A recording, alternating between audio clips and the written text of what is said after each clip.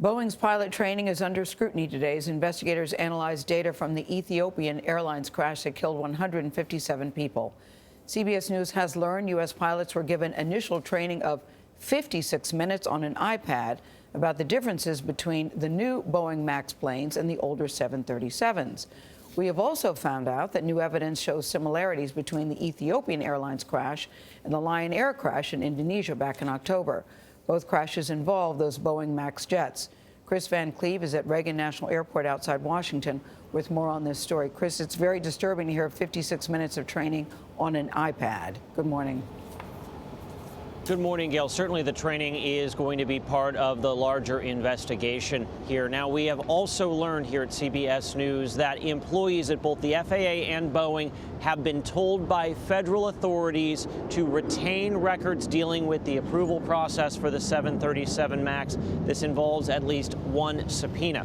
Now, that's happening as on the other side of the world, the Ethiopian transportation minister told reporters their early data from the black boxes of Flight 302 showed similarities to the crash of another 737 MAX 8 in October.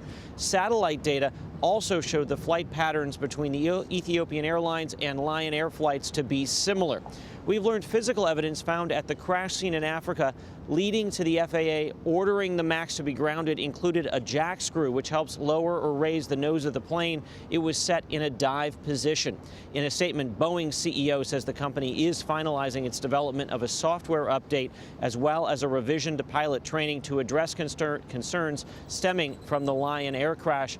Congress is also planning to investigate the approval process for the 737 MAX. Now, French investigators were able to completely download the contents of both black boxes, including the one that had been damaged. That information has been handed over to Ethiopian investigators who are leading this probe. The FAA, NTSB, and Boeing are participating, assisting in that investigation. Gayle? Yeah, the more information we get, the better. But, Kris, what are you hearing about how long the MAX planes will be grounded in this country? Well, Gayle, this could stretch on weeks, potentially even months. A lot of it depends on where the investigation in Flight 302 goes. Right now, we don't necessarily know enough to say if there are additional issues beyond what that software fix is supposed to address from the Lion Air crash. At the bottom line, the FAA has said the MAX will not fly until that software fix has been installed and proven to address all of the problems. All right, Kris, thank you.